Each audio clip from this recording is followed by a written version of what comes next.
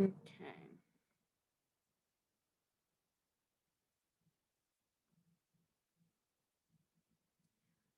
We did our call to order and attendance, and next we have transition service updates from Morgan, and I just have Morgan, and I know you told me your last name.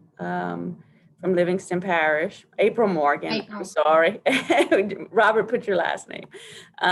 April Morgan from Livingston Parish is going to share about transition services. And then we're going to have an update in regards to the April Dunn Act. And then we don't have any information, agenda item 4. I think we're going to have to skip over that. And we'll do a legislative update and talk about our GODA conference. And then hopefully Robert will be on by that time, and he will be able to give us an update on our strategic plans. So that is our agenda. And I am going to stop this share and let Ms. April Morgan provide us with a presentation on transition.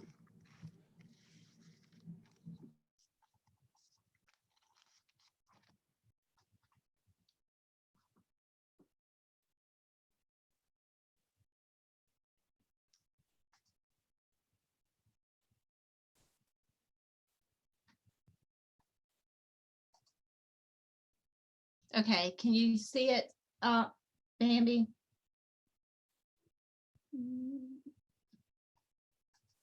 I'm sorry, I was muted. I said, yes, ma'am, we can. Okay, thank you. And we can hear you well. Okay, and I know I only have 15 minutes to speak, so I'm going to set my timer because I can speak for a very long time on transition. Oh, shoot, cancel that. So I want to thank you all for allowing me the opportunity to speak to you all today.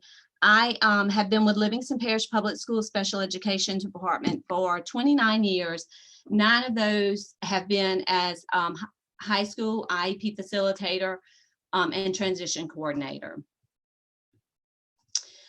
So I asked Mr. Garcia, you know, who I would be presenting to. I was not sure if y'all knew about IDEA indicators or exactly what all I need to be speaking on. So I'm just going to give you a brief overview of why we do transition as far as the legal piece of it. So there are 20 indicators of the Individuals with Disabilities Education Act that are used to measure compliance and effectiveness of a state's implementation. 4 of those are related to transition. 1 is a graduation rate. Indicator 2 is dropout rate. And I'm going to speak briefly on indicator 13, which is transition in the IEP, and then indicator 14, I'll speak more on. That's post-school outcomes, and that's the area that I think that we as a state need to be strengthening. So indicator 13 is basically the transition in the IEP. It's coordinated measurable IEP goals and transition services that will reasonably enable the student to meet the post-secondary goals. Louisiana Department of Education reported from 2013 to 2019, 100% compliance in that. So I think we're doing a good job with the transition planning piece. Indicator 14 is the percent of youth who had IEPs that are no longer in secondary school who have been competitively employed, enrolled in some type of post-secondary school or both within 1 year of leaving high school. So districts are required to complete an initial exit at the time of their exit from the public school or the school system for each student with a transition IEP. And then they're also required to conduct post-school surveys to collect data on each of these students 1 year after the initial exit. So the reported data for, I'm gonna jump back. I'm sorry, I had that, that is not correct. It's for the indicator 14.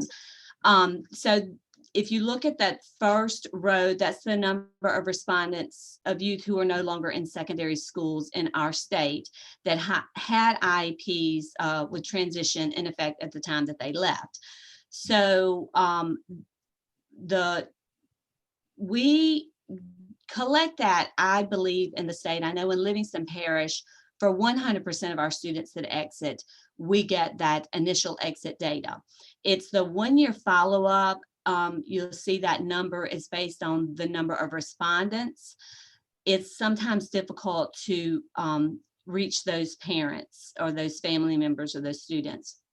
In our district, we call, we send self-addressed stamped envelopes, we send an email with a forms link, and we still do not get what I consider a sufficient number of respondents. But if you look, the 2 areas of that survey that I want to focus on is the number of respondents who enrolled in higher education within 1 year of leaving high school. From 2016, 17 to 2019, you see it stayed in the 39%. And then the number 2, the ones who were competitively employed within 1 year, is 35 and 37 and 39. I think that that is a trend where we are improving in that area, but that number is still really low. So this is a report that y'all are probably familiar with. It's the Louisiana Employment First report. That report indicated that there is a 40% gap between employment of individuals with and without disabilities. 73% of our general population is employed, while only 33% of our individuals with disabilities are employed. And I think as school districts have opportunity to narrow that gap by providing the appropriate transition and pre-employment services prior to the student exiting. So right now, the current funding, because funding is an issue that we have available, is IDEA, but of course the IDEA funds are used for the operation to meet the diverse needs of the special ed students in the district. There are no regulations that mandate specific amount of funding for transition. And then also here in Livingston Parish, I do tap into our general fund, minimal amount, but those funds are for all students, not specifically for students with disabilities. So, school districts who are mindful of that need, I think are more willing to assist with their general fund. Other funding sources, I think the largest source of funding available to districts is through the Workforce and Innovation and Opportunity Act with Louisiana Rehabilitative Services. So there's 2 areas that districts can tap into for that. One is the third-party cooperative agreement, and that's where school districts write a request for a budget to LRS. And once approved, the school can hire their own transition specialist to provide the services to their students. I think this works well for our district. Our district right now is in a TPCA with LRS. The issues with the third-party agreement is that school districts are required to match 21% of the requested budget. It must be a non-federal match, which means it cannot come from IDEA. So my district pulls that out of our general fund. Some districts strongly agree that the TPCA is the best option for employment for pre-employment transition services. However, they do not have the 21% salary to match. And that came from a conversation I had with LRS, because we have a lot of smaller districts in our area, or districts that have experienced budget cuts, and they just do not have that 21% to match. Districts must also have a number of eligible students, and we try to catch those students in their exit year. So it's going to be our high school seniors. So the number of eligible students is based on their budget request. So smaller districts do not have a sufficient number of qualifying students to cover the cost of the transition specialist. So, and then the funds are limited to personnel, salary, and benefits. So in Livingston Parish, based on what we provide our salary for our pre-ed specialists, we need about 26 eligible students for one pre-ed specialist. Some of our smaller districts have as few as 15 to 20 seniors on average that qualify under Bulletin 1508. Districts may include 504 students, however, that requires the collaboration between 504 staff and SPED staff. Now, in our district, we have enough of the 1508 students to warrant the TPCA budget, but we do allow some of our 504 students to come in and to our program. School districts that are not, so the next thing is the Workforce Initiative Innovation Opportunity Act fee for service. So this is the private vendors that come into the schools. We have done that in Livingston Parish in the past. Scheduling is a problem with that because the vendors who come in, they have designated times that they can work with students. Well, our students who are working towards a high school diploma, it doesn't work with their schedule. So I feel like the TPCA is better for our school districts because we can work with our teachers. We work around scheduling. We have that pre-ed specialist that's here full time that has a lot of flexibility in their schedule. School districts are not allowed to provide a fee for service. If they could, that would be great because then we could provide the service, bill LRS, and we wouldn't have to have the 21% match. But the way that has been explained to me is that the services may overlap with the requirements of IDEA, and then it becomes a conflict. So LRS says that our school districts cannot be like private vendor for fee for service. So the suggestions that I have received, we meet, and Mr. Garcia is a part of that group that meets, and it's just area transition coordinators. So the biggest thing is funding. And one thing that I keep thinking about is the first of its kind grant. I know that was made available. I don't know who determined that first round of partnerships, if there is another round that, or if it's still happening. I haven't seen that, but I would like to know if that funding is still available. I don't know a lot about that program, but I know that it was partnerships between like school districts and community colleges, possibly. And if we had something like that available, then we could possibly use our pre-ed specialists that LRS is paying a percentage of to work with our students with an agreement with local community college. For me, I think it would either be North Shore or Southeastern to provide more services to students, either for employment or going into post-secondary education.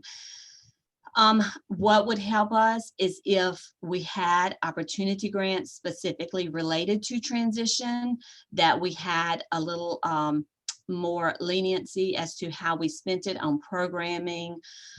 This year, I am opening 2 transition centers in my district where I can use my funding for my pre-ed specialists to work with those students in an employment type environment.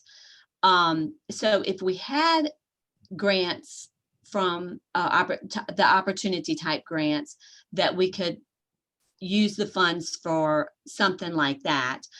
Another suggestion was financial support to assist the districts to offset that 21% non-fed match. That would be a huge help to our smaller districts who may have to pay out of pocket even more if they don't have enough students to warrant the program, and for our districts who have budget cuts and they just don't have the 21% of a salary to take out of their general fund. Another thing that a suggestion that we have is, in years past, we had a transition contact person at LDOE. So if I had a question in regards to IEP or transition planning, there was a person that I could speak to directly. We no longer have that collaboration with the Department of Education. If there was a person that we could communicate with that could attend our meetings to give us information, that would help us. Currently, we send any questions or concerns just to the generic special ed email address. And we have to wait for a response. And sometimes I feel like the person responding may not be a transition person. So if y'all could help us out with that, to get that to the Department of Education, that would be something else that would help us.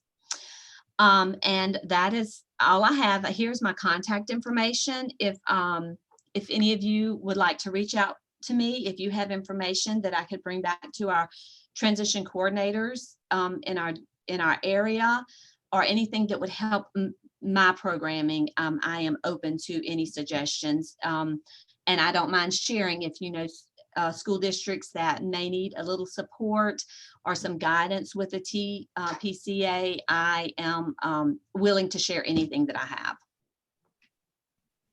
Thank you so much, April. Could you go back to that previous slide? I think that's a just wonderful snapshot of some of the things that could be done to help you guys. I'll open it up. Does anyone have any questions for April? I have some comments. Ann Jays has her hand raised. I was quick on the draw with my hand raised. Thank you. Thank you so much for that presentation. I found it very helpful. So I work at Lighthouse, Louisiana, and we are a third-party vendor for transition services. I think we've had some successes, but also for sure some challenges along the way. I'm super interested. I'm not a direct service provider. I'm the director of advocacy. So I'm super interested in learning more about those 20 IDEA indicators that you talked about, and like how that data is broken down and how Lighthouse Louisiana could access it. Can you see it on a school by school basis, or is it just congregate data? And then who has access to that? So that's my question. Thank you. Okay, so the information is on the Department of Education website, and it is not broken down by school district because I really wanted to see that, but it's not there. But if you go to Louisiana Believes, under the data tab, you can pull that information.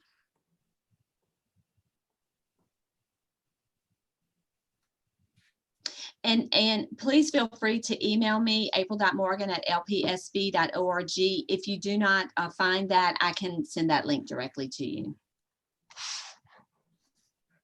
Bambi? Yes. Is that This Jim? is Jim Mitchell. Hey, Jim. Yes. I don't have a raise hand button anywhere on my screen. Okay. Anyway. I just had a couple questions about transition. I'm trying to understand it. Does transition start before the senior year or only in the senior year? The transition IEP begins when the student turns 16. So at their 15-year IEP, then you need to go ahead and include that transition planning. And we plan for transition that entire time. That's what districts are supposed to be doing. But our pre-employment transition services, where our transition specialist goes in to train those kids on the employment skills that they will need post-secondary, helping them get enrolled in college, doing their FAFSA. Those things we do their senior year, because LRS says that we can only provide that service, and I'm not exactly sure legally how it is stated, but it's for 1 year. So we grab them the year they are exiting to try to get them across that threshold into their post-secondary life. And just one other just general statistical question. In terms of disabled students, you talked about the graduation rates. Like, what's the graduation rate of disabled students? I didn't pull that. I did not pull that data. I'm sorry. But I can get that. I'm assuming it's different than non-disabled students. Well, let's see. I have my high school accountability right here, and I can probably give you the Actually, our next I will email item, that to you. Our next item on the agenda, Jim, has to do with the April Dunn Act. And so I think that definitely addressed the disparity in a big way, but we'll have someone from Department of Ed to be able to share, probably has that data available. Right. Thank you. And that would be the better person to get that for you. Mary Bro has her hand raised. Hi. Thank you for that information. That was great. I am the program coordinator director for Bridge to Independence at Nichols. And you talked about working with maybe universities or community colleges. And I think if we could do that, that would be awesome. We have the program that we have is a little unique in that we have a program for students with autism that come to college and they are enrolled of their own accord. They take the ACT, you know, they go through all those college ready courses. And one big problem that we have is that when potential students come to Nichols and they come through admissions for campus tours, they have no idea that we exist.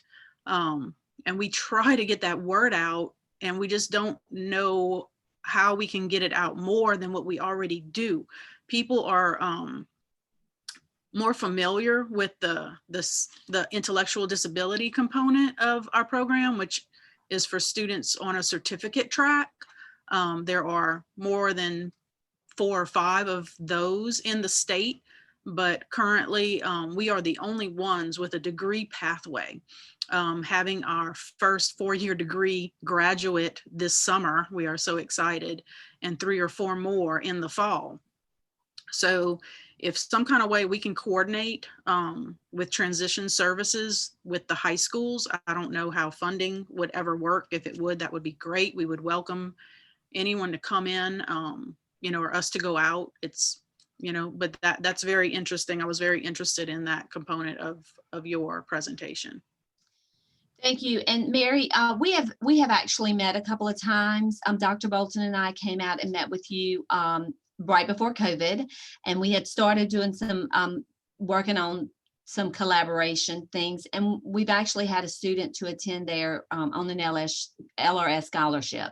And so that's one of the benefits of having the transition specialist is they work so closely with the LRS counselors, and any student that we have that's a candidate for your program or, you know, any other university, then they can work on the financial need analysis to see if the student would qualify for a scholarship through LRS.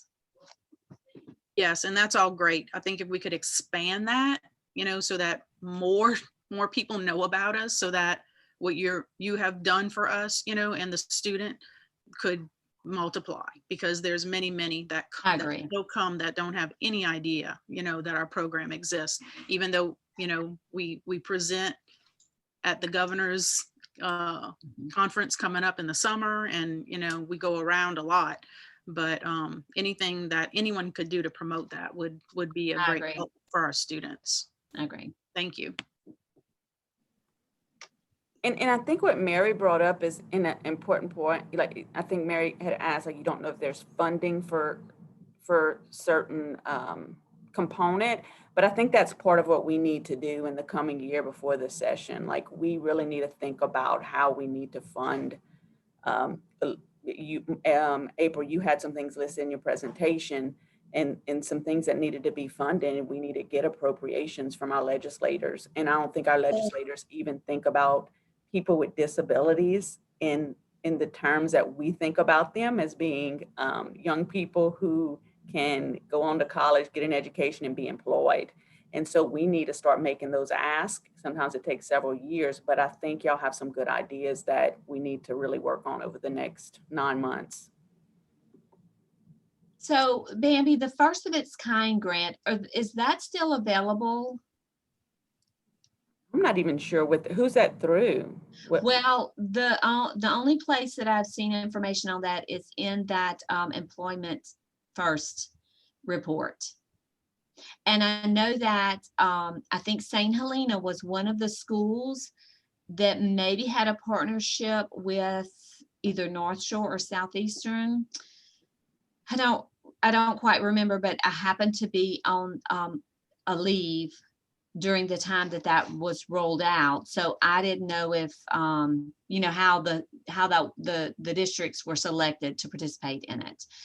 And it said that, that was a first round, as if it was going to continue to be funded. And, I haven't seen any data to see if it, was an effective program or if the funding is still there. I have to look that up. I'm not sure even who funded that grant. Or my mind just. Yep. And if you look in that 2018 report, it's listed under opportunities or, something. Okay. Lynette?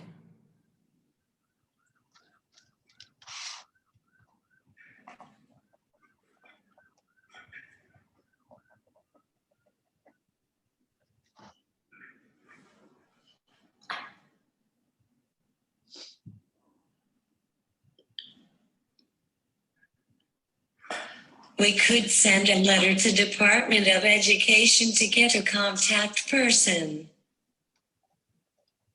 We have someone actually that's on the meeting. Ashley is on. I'm not sure if someone else from the Department of Education is on.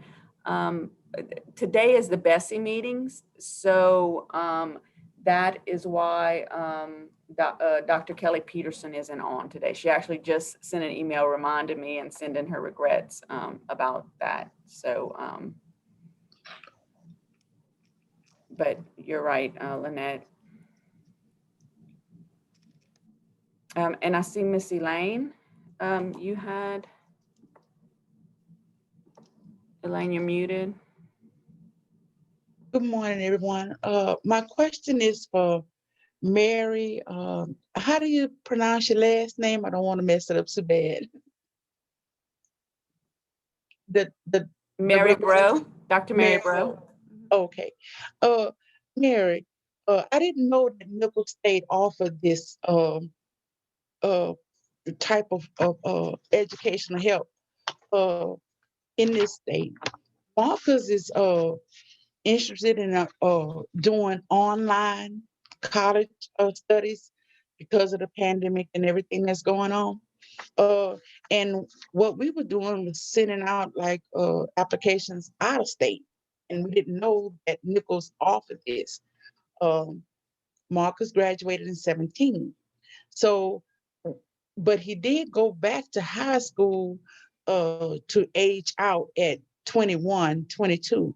So would he still be eligible, not just him, but a person of his age and coming through these circumstances, would they still be eligible to receive some of the, I guess you would say the first is kind grant? What kind of scholarships and stuff would be offered to a person that is like 21 and above, that's not coming from high school to higher education like the normal path, but just a little bit later?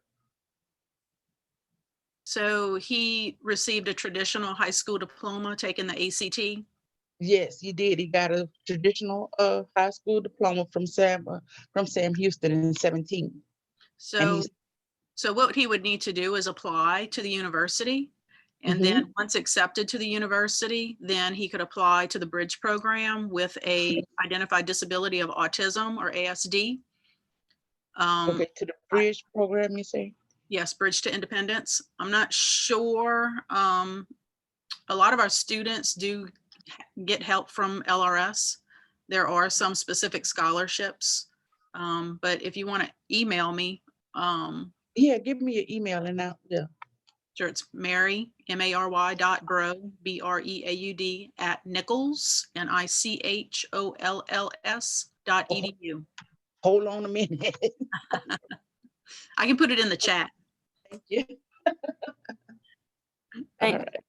Thank you, guys. And we're a little bit over time, but just wanted to thank April again. April, I really would like to engage with you more. I think that your committee of your transition coordinators have some really great ideas that we can work on how to better fund some of these services to help our, just to get these services for transition for these students. So we would welcome anyone to attend our meetings that we have at Bambi. I can shoot that email to you. We probably will be having one around September.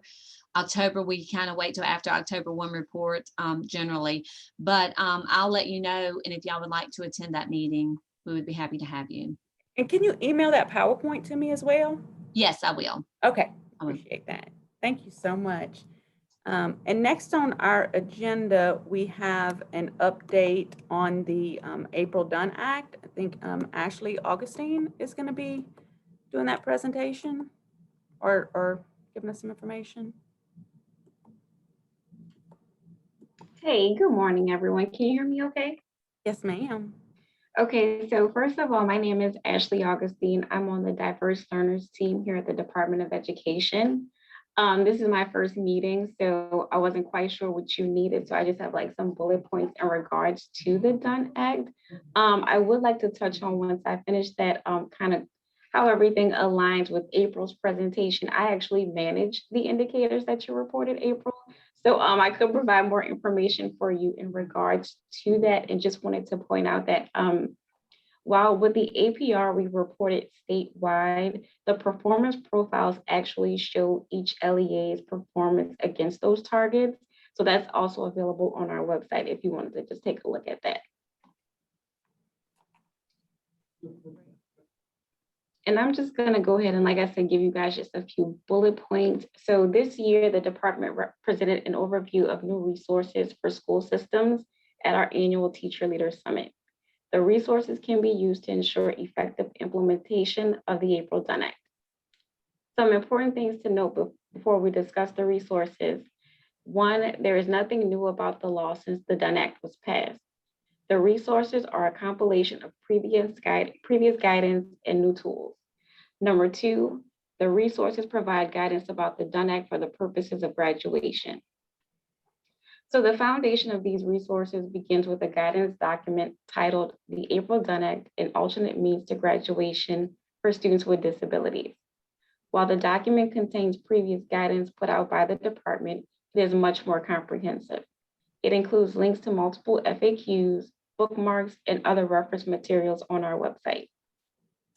Some additional guidance now included in the document contain a table containing graduation requirements for each diploma pathway, so the university or Jumpstart diploma pathways, comparing the standard requirements against the requirements for students eligible for the Dunn Act, and a section to provide clarity on the differences between the Dunn Act and the LEAP Connect pathway. In our collaboration with internal teams to update these resources, we determined there was a critical need to include this in the guidance. At the end of the document are appendices that touch on examples of exemplars of individual performance criteria. School systems can get a sense of what individualized performance criteria for a goal should look like. The examples include goals for English, math, and history. It also includes an IEP checklist for creating individual performance criteria. It also includes an FAQ made up of old and new questions we've received about eligibility and applying the Dunn Act, and links to important resources on our website. So school systems can directly access other resources referenced within the document. The appendices will also be posted as their own documents on our website, so you'll be able to get to those separate from the actual guidance document we've created. And just to make the document more user-friendly, it includes bookmarks where a person can just click on a section in the table of contents and it will bring them to that section of the document. It also includes call-out boxes with important reminders or decision-making information. To supplement the new resources, we are hosting a series of professional development webinars this month for IEP teams and school personnel. The trainings focus on developing policies and procedures for effective implementation and student examples implementing the Dunn Act for each diploma pathway. And these trainings will be recorded and posted on our website.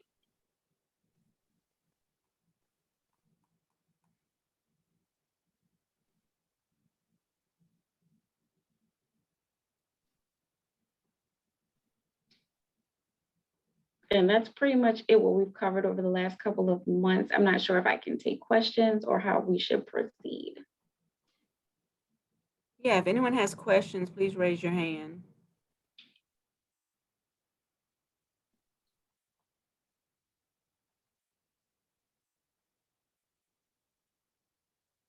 I got a bit distracted, but did you give information in regards to the graduation rate? I did not. I just included updates in regards to the April Dunn Act, but I do have that information for the 2019-2020 school year. We actually reported 64.73% graduation rate for students with disabilities. And we believe that is tied to students with disabilities having access to one, the Jumpstart diploma pathway, in addition to being eligible for the Dunn Act to make that pathway more accessible, and even the university pathway accessible to students with disabilities. And do you have on the website, and I should know this, but I don't, that information easily accessible? We can kind of see over the years, like the difference in the graduation rate before the April Dunn Act until now, and the percentage of graduation for students with disabilities. Yeah, absolutely. So all of this data is reported in our SPP APR, State Performance Plan / Annual Performance Report. That information is all available on our special education funding and reporting page. We have an actual section for the SPP APR. So you can actually see our data from, I believe, 2012 until 2018, 2019. We're going to post the official results of the FFY 19-20 once we receive the final determination from OSEP. Okay, could you send me that link to easiest? Yeah, absolutely. I'll drop it in the chat. Okay. And also, I'm just waiting. If anyone has any questions, you can raise your hand at any time. I just really want to thank the department for so quickly changing the act to the April Dunn Act last year. That's really important to the disability community. And so really thank you for that quick turnaround for that in implementing that law and on the IEPs. And so thank you guys for that. And just one other point, I asked about the numbers and the increase in the graduation rates. And I always choke up whenever I talk about this act, even before it was, before we lost April, because this law just means so much. You know, these numbers are not just numbers, they're kids who did not have any pathway to graduation who now have a high school diploma. And so it's really an important law, and I appreciate all the work that's done to make sure that our districts are supported and making sure more students have that access to a high school diploma. And I'm sorry for choking up, you guys, but thank you. Any other questions? And let's see, and I see Dr. Mayfield, do you want to, you have a comment?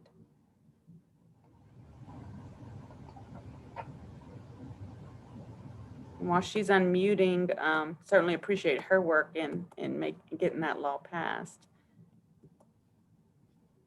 Ms. Augustine, could you possibly give us a little bit more information on the graduation data for students with disabilities since 2018? Could you give us that every year? It's hard to find on the website. Yeah, so I'll drop a link in the chat box for you guys. Like I said, the SPP APR, we have that data from, I believe, at least 2012 up until now.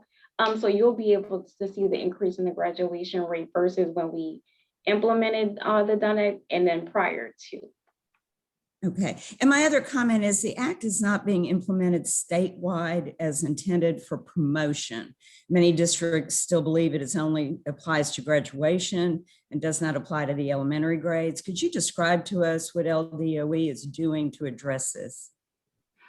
Yes, so naturally with, we've had some turnover here at the department, specifically in the students with disabilities team. We are actually in the process of restructuring so that we can then include a person specific to transition services and addressing the April Dunn Act in regards to promotion and graduation And also in regard to the Jumpstart Leap Connect pathway as well. So we don't have any, we're not quite there yet, but we are in the process of working on that. We understand from the field that there's a dire need for assistance and technical assistance around transition services. So we are working with that and hopefully have somebody in that position soon. Okay, how many, just out of curiosity, how many staff members at LDOE are currently 100% of their time spent on special education? That's a great question because we're all kind of like spread out across departments. We're not all just clumped together. So I wouldn't have that information for you offhand, but I could get that for you if you want to just shoot me an email. Okay, thank you. Mm-hmm.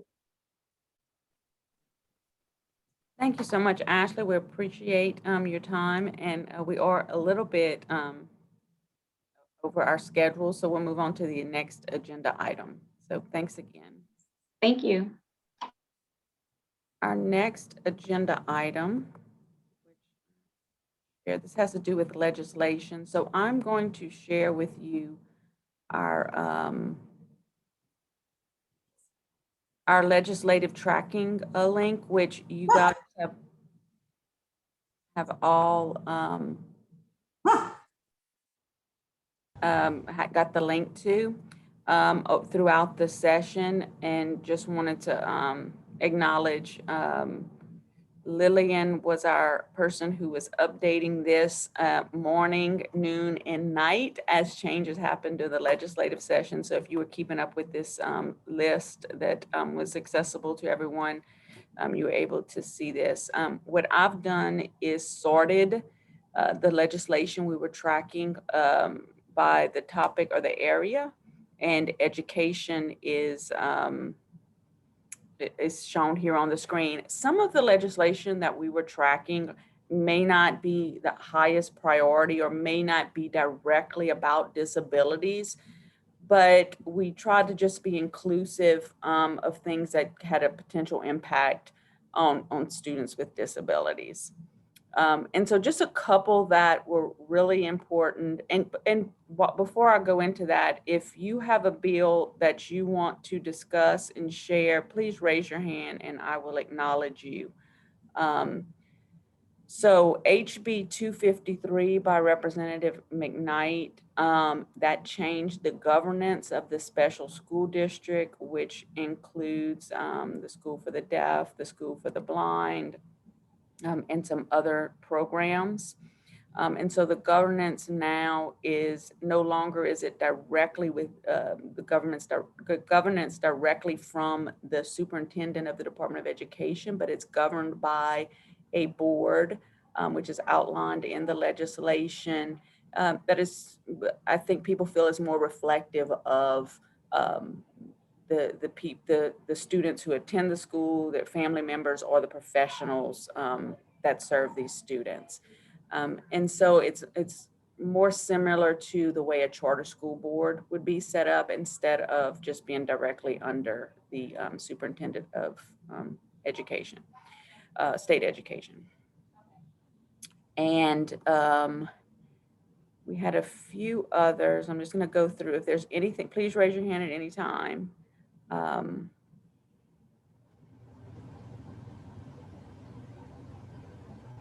One bill that did not pass, I just wanted to note this as well, HB 324 by Representative Hilferty.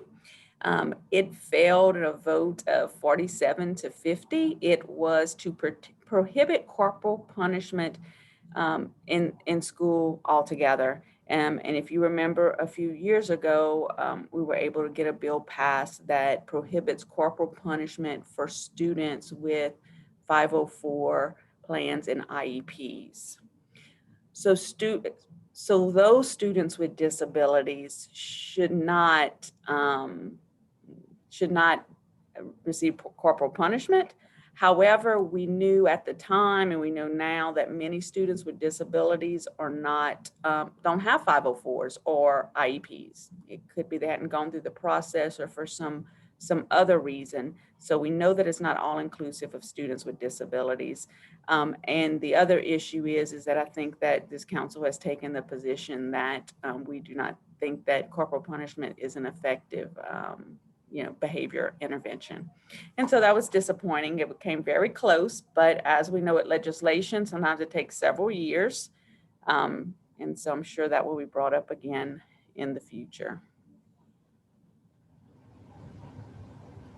The other very big bill, speaking of things that take several years to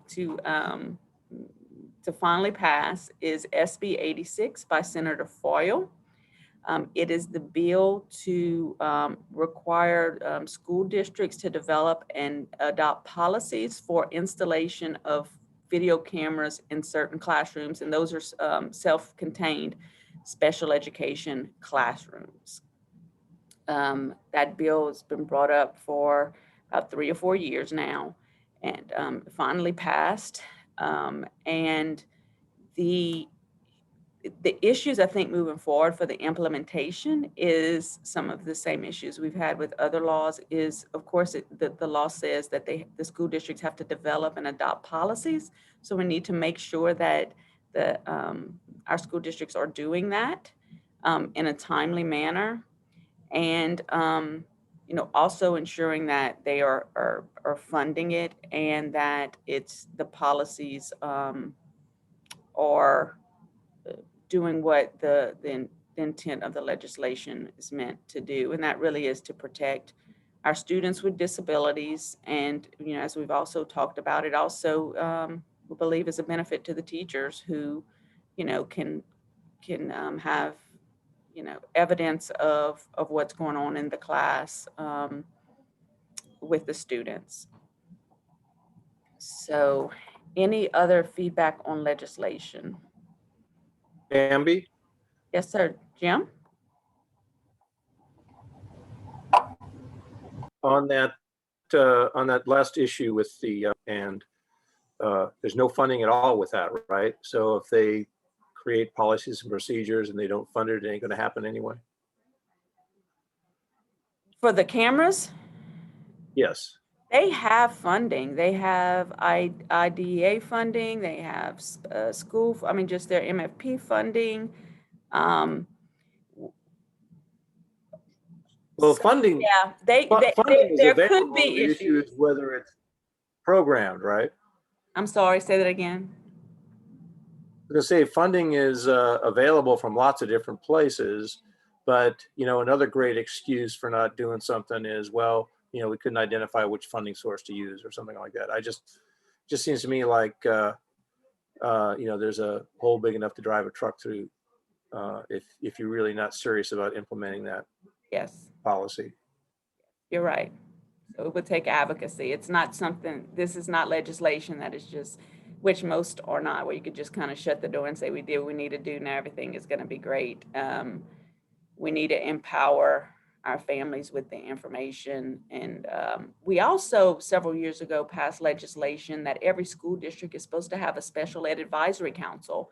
I would argue that special ed advisory council should be part of having discussions at their meetings about developing and adopting policies. I think that would be smart on the school district's part to get that council to give them input. And so that would be if I was advising parents in a district, that would be what my way right now is saying, hey, what's this special ed advisory council doing? Is this being brought before them? Are they part of the advisory body on adopting these rules and policies before it goes to the full school board?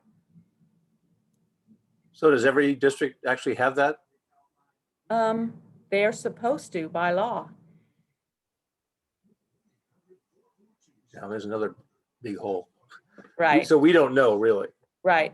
So that law, it really is like any other law.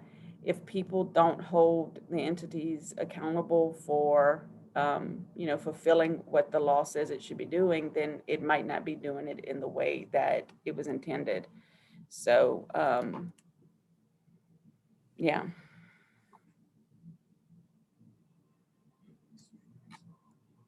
Any other questions or any other legislation that you wanted to highlight?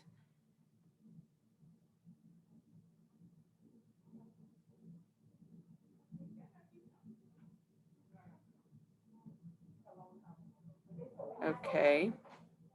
If there are none, I will stop this share.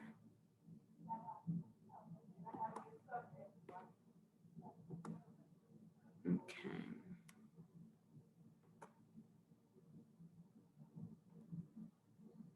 So Leslie had a comment about following up with this SEAC law with a study resolution to find out which ones aren't doing it. That's a great recommendation.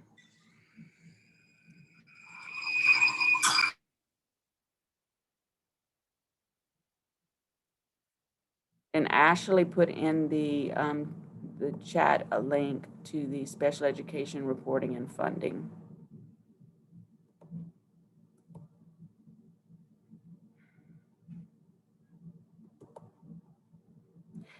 And let's see, the next item on our agenda, I think Robert has made it. Is that the next? Hi, Robert, you there?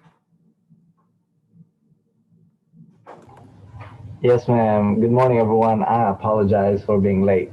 It's just a lot of meetings going on lately. So, Robert, we have, I had put you last on the agenda because I didn't know what time you were going to be coming. So do you want to do the strategic goal update, or we also have the GODA conference? So what order do you want to go in? We can talk about the updates, and then after that we can do Okay. GODA if that's fine. Okay. Because we might have a lot of discussion about GODA. So again, good morning, everyone. I apologize for being late, but we do have some good news regarding the strategic goals that we have surrounding ATU/communication plans, pre-eds vocational / transition strategic goal, and then the discipline. And I'd like to thank Ms. Agustin for, Ms. Dr. McElwee and Ms. Agustin for helping us with the April Dunn updates, and then Dr. McElwee for really working with us on the strategic plans updates. So basically, we sent the concerns and some suggestions to the State Department of Education, and they responded and provided us with the updates of our recommendations and the concerns expressed. So as it relates to communication plans, State Department of Education is saying that the monitoring team is in the process of updating its monitoring checklist that will include a statement around monitoring communication plans, because what we expressed was that, there's an existing audit protocol for the districts, but there's no inclusion of communication plans. As you know, with students with complex communication needs, they need to have a communication plan in there, and then we have to be monitoring the development and implementation of that to ensure that IEP teams, school districts are implementing the IEPs and the plans like they are supposed to be implemented. So we consider that as completed, but needs a follow-up for implementation. Thank you, Ms. Palatola. And so there was also a concern about the communication, communication plans to be incorporated strategically into the IEP, because right now the communication plan is under the general student information. And what we expressed to the State Department was it can easily be overlooked. Service providers may not be able to see it right away, and it's just a little box. And then that will be rolled out to the addendum page. So we recommended that a page be created so that communication plan be seen there very easily, kind of like with the other the April Dunn Act and other sections in the IEP that were added. There was also a concern about, and that needs a follow-up for completion, the communication plan tool. The length, it was just very extensive. I know there was a purpose of that, but and based on the feedback from my colleagues here too in our district, it can be very, very overwhelming for both the service providers and even the members of the IB team. So we were thinking if they can look at that again and if they can streamline, the tool. So that needs follow-up for completion. So we do have something that is completed. Another thing in the strategic goal for vocational transition, there was a concern about the utilization of pre-employment transition services across the state of Louisiana. I know Ms. Bayham has expressed that districts haven't been utilizing that service. So we expressed that concern, and we tried to connect with LDOE so that conversations could be had, in relation to this. So the LDOE said that LRS there's a meeting, that there will be a meeting with LDOE, diverse learners, and LRS to discuss collaboration on getting more school systems to participate in pre-eds. We tried our best, and it is very rewarding. In a lot of districts, we already have students doing work-based learning experiences, paid work-based learning experiences over the summer. We do have that going on in our district also. And it is very rewarding for the students to apply what they've learned, and at the same time, getting paid and to be able to manage their finances. Another thing was the discipline. So we expressed concern, and we made sure that there is a proper monitoring of the 10-day discipline rule. And evidently, there is already something that is being done in terms of when they do the audit. So the State Department has that incorporated in their monitoring, and then there is a corrective action plan that is required by the State Department to be developed and implemented to ensure that the non-compliance is addressed by the schools that are non-compliant. So those are few of the updates that we have. I'd say this is good progress because we were able to get somewhere, and we will continue to make a follow-up to work with LDOE to make sure that our concerns are being addressed. And I like the idea of reviewing the SEAC law, Special Education Advisory Council, so that we can look into how the districts are, following that law and conducting these meetings and forming these teams on a regular basis. That is the only updates that I have, Ms. Palasola. I'm going to give the floor back to you. Okay, great. Do we have any questions on this? Yeah, does anybody have any questions?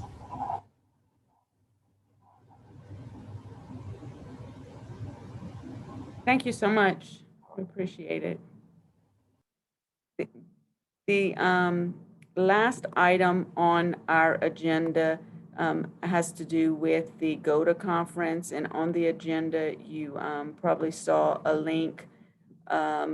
Of the link that said GODA conference throughout is actually a document with a link, a list of the sessions.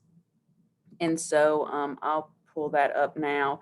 Just want to open the floor up for your suggestions for education. I will share that here.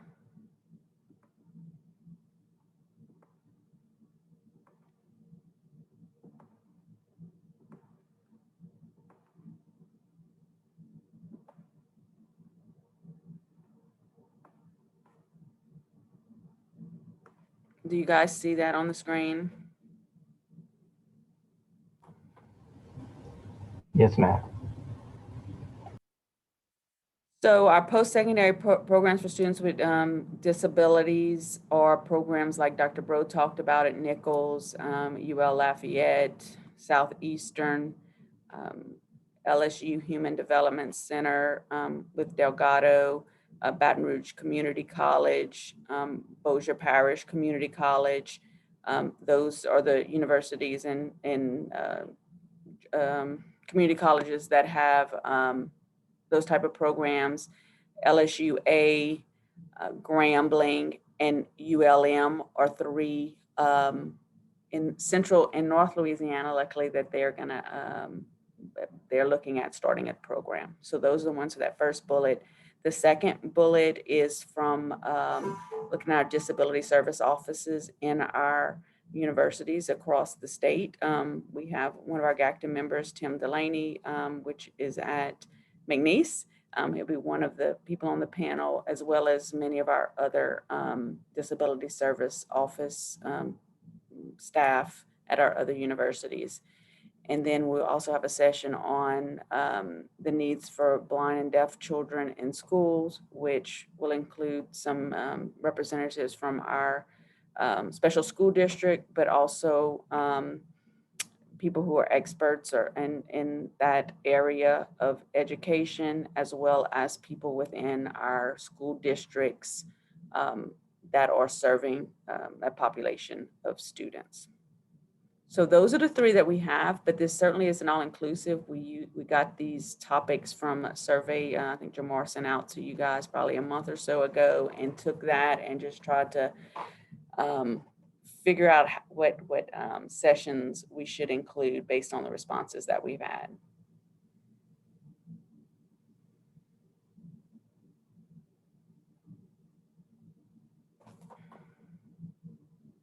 So anyone have any suggestions or comments?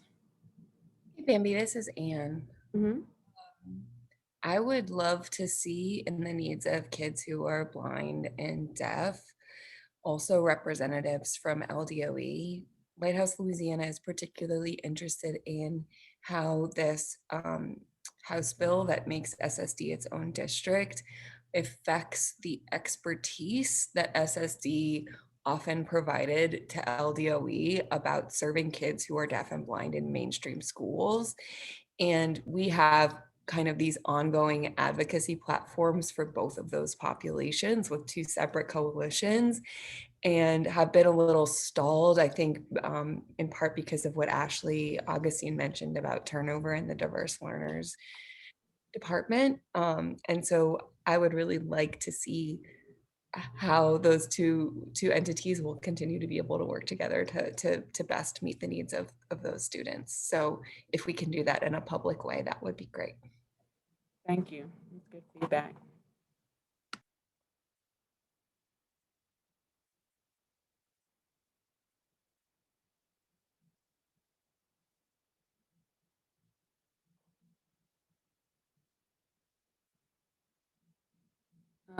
Tim, I'm not understanding what your question is. If you want to unmute, you can.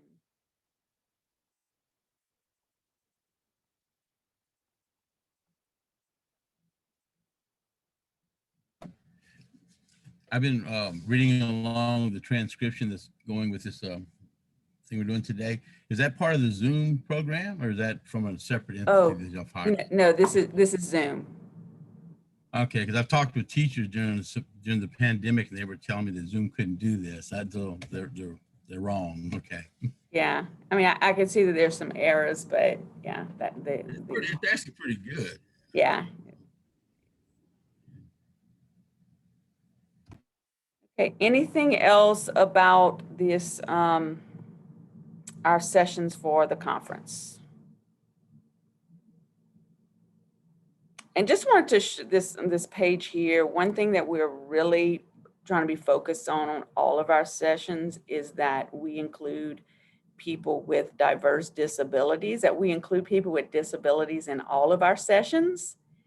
And we really focus on having diversity within all of our sessions. So that is really a focus that we are trying to make sure throughout our conference.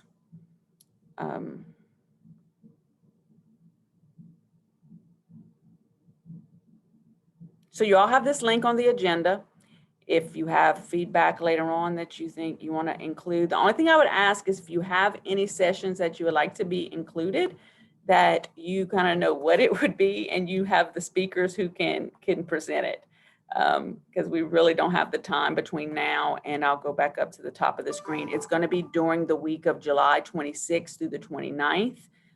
July 26th is the anniversary of the signing of the ADA, and we will have sessions virtually throughout that week. So hopefully that makes it really accessible for people. We also plan to record it. Can't promise that we won't have technical issues, but that is our plan. So I will stop the share here if there's no more comments. And the last item on our agenda, I think the only thing we haven't covered is public comment. Do we have any public comment? Okay. If you are a guest on the meeting, would you please type your name, first and last name, and the organization you're with, if you're with an organization, so that we can accurately account for that in our attendance. And if you are a committee member who was not here when we did roll call, also type that in the chat so that we can make sure that we captured that you were here in attendance. And with that, I'm going to, we have our next meeting at 12 o'clock, which is housing. Ms. Palazzolo, Yes, sir. before we end the meeting, I want to make sure that I thank Ms. April Morgan from Livingston Parish, Special Ed Coordinator, for agreeing to do a presentation on transition updates. Thank you, Ms. Morgan. She did a great job. You weren't here, but like, I think there's some action steps. We talked about that can follow up with some of the suggestions that she made. Yes, ma'am. I'll talk with her. Mm-hmm. And thank you, Robert, for inviting me. I appreciate y'all's time. All right. Okay, everyone. So we'll be back on this link at 12 for housing if you're on the housing committee. Thanks. Bye.